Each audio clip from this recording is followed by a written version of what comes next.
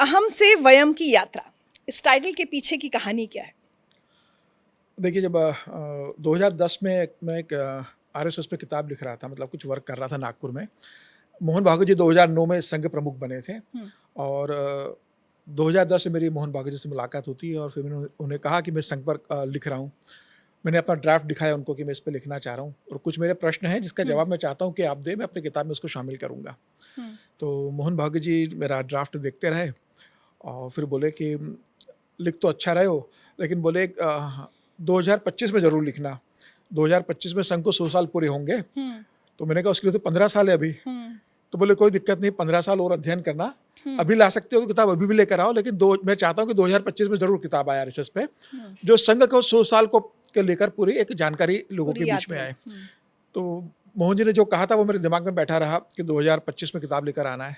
तो फिर मैंने अपने उस प्रोजेक्ट को थोड़ा ड्रॉप किया। मैंने कहा जब 2025 में लाना है तो मैं 15 साल का पूरा और रुक के 2025 में किताब लेकर आऊँगा। वो आपने वो काम रोक दिया वो बोल काम रोक दिया मैंने और फिर मैं अपनी पत्रकारिता में व्यस्त रहा, संघ पे अध्ययन करता रहा और फिर 2022 21-22 में मैंने फिर लिखना शुरू करा हुँ, और 2021 में मोहन जी से मिला मैं हुँ, और मैंने कहा आपने कहा था, तो बोले आपने इतना लंबा इंतज़ार किया। मैंने हुँ, कहा हाँ, मैं 2025 के लिए मैंने इंतज़ार किया हुँ, और फिर 2025 में ये किताब जैसा संघ प्रमुख चाहते थे कि 100 साल पे किताब आए, हुँ, तो वो किताब लेकर फिर मैं आया और फिर नाम का विचार कर रहा था कि क्या नाम होना चाहिए। तो मुझे लगा कि संघ जिस तरीके से काम करता है कि संघ का भी काम यही है, हुँ, मैं से हम की यात्रा। हुँ, संघ इंडिविजुअल पे काम नहीं करता, संघ कहता है हम सब हैं, हुँ, जो काम किया हमने मिलकर किया। हुँ, संघ में भी कोई निर्णय होते हैं तो हम सब ने मिलकर लिया। हुँ, तो संघ ये मान के चलता है कि भई हम सब एक हैं, अच्छा। 140 करोड़ लोग एक हैं और हम से वयम की यात्रा, मतलब मैं से हम की यात्रा, हुँ, समाज को, देश को तय करना है।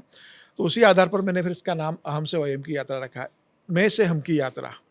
ये देखिए इस पर एक जो मेरा अगला सवाल जो ज़ाहिर तौर पे होना चाहिए था कि आपने कहा कि 140 करोड़ हम सब हैं, लेकिन आरएसएस पर हमेशा ये आरोप लगता रहा है कि आरएसएस मुस्लिम विरोधी है, अल्पसंख्यक विरोधी है या हमेशा हिंदू राष्ट्र की बात करती है। तो ये फिर ये कॉन्ट्रडिक्शन नहीं हो गया?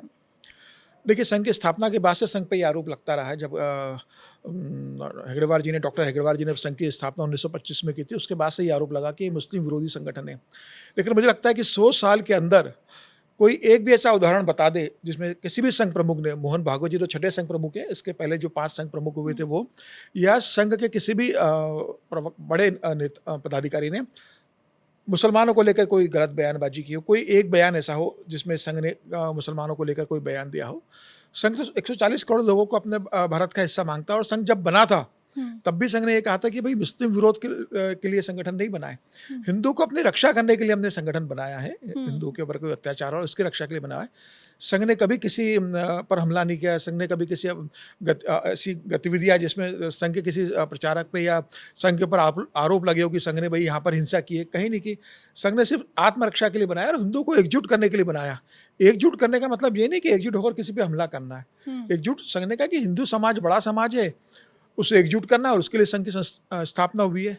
तो उसमें मुस्लिम विरोध कहाँ से आ गया? आज तक न संघ समझ पाया, न संघ को जानने वाले। लेकिन अब ऐसे लोग हैं जो कम्युनिस्ट लोग हैं या ऐसे लोग जो संघ को बदनाम करना चाहते हैं, वो इस बात का ज़िक्र करते हैं हुँ। कि मुसलमानों के विरोध में बनाया गया और मुझे नहीं लगता। और संघ प्रमुख तो समय-समय पर मुस्लिम लोगों से मुलाकात होती रहती है। राष्ट्रीय मुस्लिम मंच बना हुआ जो इंदेश कुमार जिसको देखते हैं, मुझे नहीं लगता कि इस तरीके से अभी 100 साल बाद इस तरीके से संघ पर आरोप लगना चाहिए। लेकिन जैसे मोहन भागवत जी का एक बयान आया था ना कि भाई जो भारत में है वो सब हिंदू ही हैं। जो यहाँ के मुसलमान भी हैं उनका भी शायद क्या डीएनए हिंदू का है। तो इससे कई बार कोई मुसलमान मतलब ऑफेंड भी हो सकती है वो कम्युनिटी। देखिए, संघ पे हमेशा से आरोप लगता रहा है कि संघ मुसलमान विरोधी है और संघ के ऊपर जिस आरोप लगे कि भई मुस्लिम विरोध में संघ काम करता है। संघ तो कहता, अगर मोहन भागवत जी ने ये बात कही है कि भई 140 करोड़ लोगों का जो समाज है वो पूरा हिंदू समाज है, तो उसमें क्या गलत है? मोहन भागवत जी ने कहा कि सबका डीएनए एक है, तो हुँ, मोहन जी ने जिस संदर्भ में कहा उस संदर्भ को देखा जाना चाहिए। मोहन जी ने कहा कि भई हिंदुस्तान में रहने वाले लोगों का खाना अलग हो सकता है, भोजन अलग हो सकता है, भवन अलग हो सकती है, वेशभूषा अलग हो सकती है, भाषा अलग हो सकती है, लेकिन सब भारत के नागरिक हैं और जो भारत के नागरिक है वो हिंदू है। हुँ, जिसने जिस व्यक्ति हिंदुस्तान में रहने वाला जो व्यक्ति इस जल से, ज़मीन से, जानवर से, ज़मीन से प्यार करता है वो हिंदू है। तो यहाँ का मुसलमान भी तो इस ज़मीन से प्यार करता है, जन से प्यार करता है, जल से प्यार करता है, जानवरों से प्यार करता है, जो वो हिंदू है। तो इसमें कहाँ ऐसा है कि मुस्लिम विरोध की बात होती है? तो मुझे लग रहा है कि उस संदर्भ में मुसलमान कम्युनिटी को देखना चाहिए, और मुझे लगता है उन्होंने देखा भी है। इस संदर्भ के अंदर आप अपनी पूजा कर सकते हो, आपकी पूजा पद्धति अलग हो सकती है। हिंदू समाज में भी कई लोगों की पूजा पद्धति अलग होती है। कई पूजा ईश्वर को मानते हैं, कोई ईश्वर को नहीं मानते। किसी की पूजा करने का पद्धति अलग है, किसी की अलग है, लेकिन वो है तो हिंदू ना। तो इस आधार पर तो बंटवारा नहीं हो सकता। तो मोहन भागवत जी ने उसी संदर्भ में कहा था, और मुझे लगता है कि उसी परिप्रेक्ष्य में लेना चाहिए। आपका धर्म अलग हो सकता है, लेकिन पूजा पद्धति अलग हो सकती है। लेकिन आप भारत के वासी हो, भारत को अपनी मातृभूमि मानते हो, इस देश के लिए अपना सर्वोच्च न्योछावर करने की ताकत रखते हो। कई ऐसे बड़े मुस्लिम हुए जिन्होंने देश के लिए अपना सब कुछ न्योछावर किया, तो वो भारतीय थे ना। तो उस संदर्भ में मोहन भागवत जी ने कहा है, और मुझे लगता है कि उसी संदर्भ में से लेना चाहिए। तो जहाँ मैं सबसे पहले जो बात कह रही थी कि आरएसएस आपके हिसाब से है क्या, और क्यों ये एक रजिस्टर्ड बॉडी नहीं है आज तक? देखिए, हमेशा प्रश्न उठाया जाता है कि संघ रजिस्टर्ड क्यों नहीं है। अब संघ किसी से कोई चंदा लेता नहीं है। कोई रजिस्टर्ड संस्था अगर बना के कोई चंदा लेता है तो उसके लिए रजिस्ट्रेशन अनिवार्य होता है। संघ अपने स्वयंसेवकों का जो डोनेशन मिलता है उस पे चलने वाली संस्था है। और जब केशव बलिराम हेगड़ेवार जी ने संघ की स्थापना की थी, तब उन्होंने तय किया था कि भाई संघ अपने स्वयंसेवकों के खर्च पैसे पे चलेगा। उस समय तो संघ के पास बहुत पैसा नहीं था, बहुत आर्थिक समस्याएं थी। संघ के स्वयंसेवक भी इतने आर्थिक रूप से मजबूत नहीं थे कि पैसा दे सके, लेकिन छोटे छोटे जो पैसे लाते थे उसी में संघ अपने कार्यक्रम करता था। और यह पद्धति जो 1925 में शुरू की थी संघ ने, वो आज तक 2025 में भी बदस्तूर जारी है। संघ किसी से डोनेशन नहीं लेता। आप अगर ये मानते हैं कि अगर मुझे लगता है कि मैं जाके संघ को कुछ पैसा देकर आ जाऊँ, तो संघ उसे स्वीकार नहीं करेगा। संघ अपने जो स्वयंसेवक है, मैं अगर संघ का स्वयंसेवक हूँ या कोई सामान्य स्वयंसेवक है, गुरु दक्षिणा के दिन जो संघ जो त्योहार मनाता है, अच्छा। हाँ, तो गुरु पूर्णिमा पे गुरु दक्षिणा जो दी जाती है, संघ उसे एक गुरु के रूप में स्वीकार करता है। भगवा झंडा को संघ ने गुरु माना है। अच्छा। भगवा झंडा के सामने जाकर संघ का स्वयं जो अपनी आर्थिक स्थिति होती है, उसकी जो श्रद्धा होती है, जो पैसे देता है, संघ उसी से चलता है। और जब संघ अपने स्वयंसेवकों से पैसे से चलता है, तो संघ को सरकार के पैसे की जरूरत नहीं है, और इसलिए रजिस्ट्रेशन की जरूरत नहीं है। और वैसे भी कई चीज़ें ऐसी होती है जो रजिस्टर्ड नहीं होती है।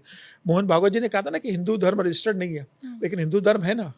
तो संघ रजिस्टर्ड नहीं, लेकिन संघ है, अपने स्वयंसेवक के पैसों पे चलता है संघ। लेकिन फिर इतना बड़ा संगठन, इतने सारे एक्टिविटीज़ होती हैं, कार्यक्रम होते हैं, इसका खर्चा मतलब कोई कैसे कितना मुश्किल है इस पर विश्वास कर पाना कि सिर्फ कार्यकर्ताओं के पैसों से हो जाता होगा। नहीं, देखिए, संघ के कार्यक्रम को किसी राजनीतिक दल के कार्यक्रम के हिसाब से आप मत देखिए। मुझे लगता है संघ का कार्यक्रम जो होता है बहुत छोटे स्तर पर होता है। मतलब किसी 5 स्टार होटल में नहीं होता। संघ का जहाँ कार्यालय वहाँ होगा, किसी स्वयंसेवक ने कोई कार्यालय किसी परिचित के माध्यम से उपलब्ध कर दिया तो वहाँ होगा। तो कोई भी अगर कार्यक्रम होता है तो वहाँ के जो संघ के प्रचारक है, संघ के स्वयंसेवक है, संघ से जुड़े हुए अनुशासित संगठन है, संघ के लोग हैं, हिंदू विचारधारा के लोग हैं, वो लोग अपने कॉन्ट्रीब्यूशन करके कार्यक्रम को आयोजित करते हैं, और उसी से संघ मुझे लगता है कार्यक्रम होता है। तो संघ का ऐसा नहीं है कि भाई कोई हो रहा है तो किसी 5 स्टार कार्यक्रम हो रहा है, बड़े गाड़ियां लग रही है, बड़े तामझाम हो रहा है, ऐसा कुछ नहीं है। संघ के इतने बड़े बड़े कार्यक्रम होते हैं। संघ के 2 बड़ी संस्थाएं, जो संघ की 2 बड़ी बॉडीज है, अखिल भारतीय कार्यकारिणी मंडल और प्रतिनिधि सभा की जो बैठक होती है, इतनी बड़ी बैठक होती है साल में 2 बार, वो संघ के अपने खर्चे पे होती है।